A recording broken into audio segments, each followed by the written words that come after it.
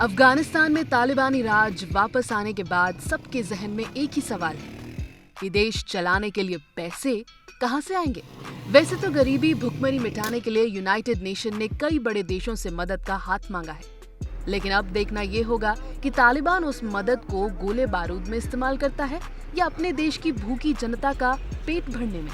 Geneva में अफगानिस्तान को मानवीय सहायता के लिए यूनाइटेड नेशंस ने अहम बैठक बुलाई है, जिसमें कई देश आगे आकर अफगानिस्तान की तबाह जनता की मदद के लिए पैसे देने की बात कर रहे हैं।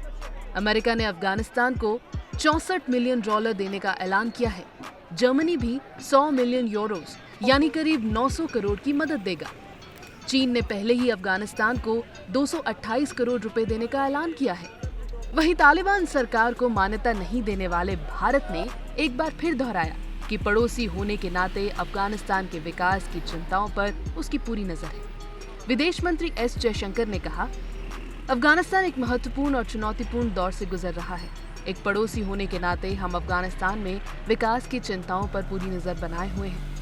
यूएनडीपी ने हाल ही में आंकलन किया था कि वहां गरीबी का स्तर 72% से बढ़कर 97% होने का एक बड़ा खतरा है।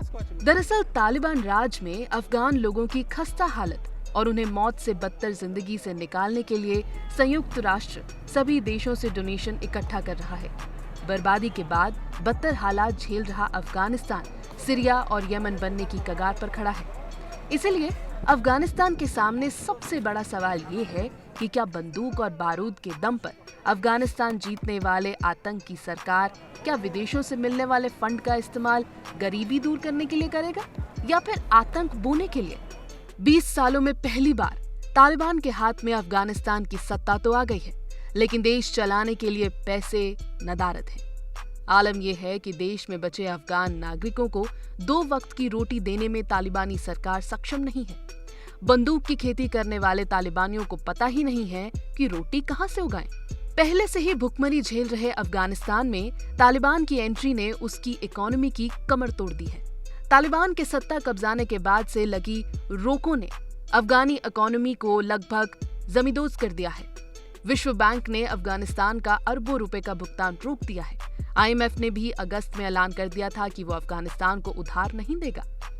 अमेरिका ने अफगानिस्तान बैंक के रिजर्व में मौजूद 66,157 करोड़ रुपए फ्रीज कर दिए। अफगानिस्तान सेंट्रल बैंक के अमेरिका में मौजूद प्रॉपर्टी को भी बाइडेन सरकार ने फ्रीज कर दिया। विकास के मद में इस साल अफगानिस्तान को जर्मनी से करीब 3,743 करोड़ रुपए मिलने थे, उस पर भी रोक लग गई। यूरोपियन यूनियन ने अगले 4 साल में 10,291 करोड़ रुपए अफगानिस्तान को देने का वादा किया था, उसे भी रोक दिया गया है।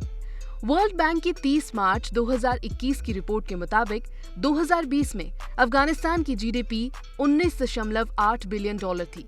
इस जीडीपी का 42.9% हिस्सा सहायता राशि का था। जीडीपी का दूसरा बड़ा हिस्सा खेती से आता है। तालिबान राज में आतंक शास्त्री को अर्थशास्त्री बना दिया और अफगानिस्तान की इकोनॉमी भी इनके भरोसे छोड़ दी गई। गवर्नर का नाम हाजी मोहम्मद इद्रिस है। ये तालिबान की लिस्ट में इद्रिस सेंट्रल बैंक का गवर्नर है।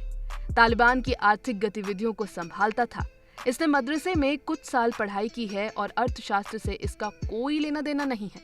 अफगानिस्तान की कुल जनसंख्या 3 करोड़ 80 लाख है, जिसमें 2022 के अंत तक 97% लोग गरीबी रेखा के नीचे जा सकते हैं, जिसमें 1 करोड़ 40 लाख अफगान भुखमरी की कगार पर हैं। 20 लाख बच्चे कुपोषण का शिकार हो रहे हैं। अब जबकि अफगानिस्तान में हालत बिल्कुल बदल चुके हैं, तो आर्थिक संभावनाएं और भी ज्यादा खराब दिख रही हैं। दिक्कत यही है कि तालिबान के पास आतंकी गतिविधियां चलाने का तो अनुभव है, देश चलाने का नहीं।